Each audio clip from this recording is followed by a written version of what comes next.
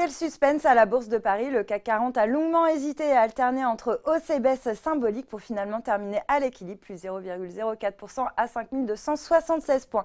L'optimisme a d'ailleurs dominé la tendance pendant la majeure partie de la séance, avec une ouverture en hausse pour Wall Street qui continuait d'applaudir les chiffres impressionnants sur l'emploi américain ainsi qu'une progression modérée des salaires. Les marchés ont donc été rassurés sur le fait de voir l'inflation remonter trop rapidement avec la hausse des salaires. Côté valeur, Genfit signe la plus forte hausse du SBF 120, dopé par un début de suivi à acheter par un courtier américain qui se montre optimiste sur son médicament Lelafibranor et vise un objectif de cours à 105 €, soit un potentiel de hausse estimé à plus de 300% pour le dossier qui doit publier ses résultats annuels mardi prochain.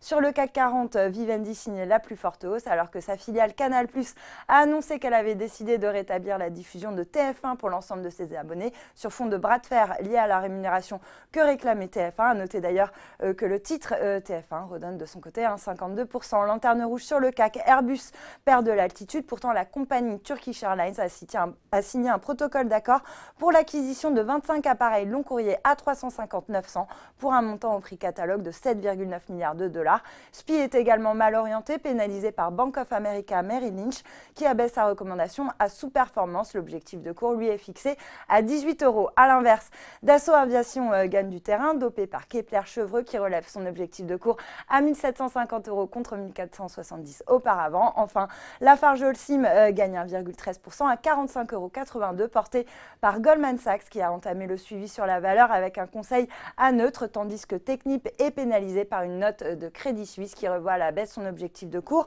de 34 à 33 €. Et puis pour finir, Groupe Partouche chute de plus de 15% à 28 € alors que 7 personnes, dont 3 directeurs de casinos du groupe, ont été placés en garde à vue dans le cadre d'une enquête ouverte, notamment pour blanchiment de fraude fiscale. Voilà, c'est tout pour ce soir, mais n'oubliez pas, toute l'actu éco et finance est sur Boursorama.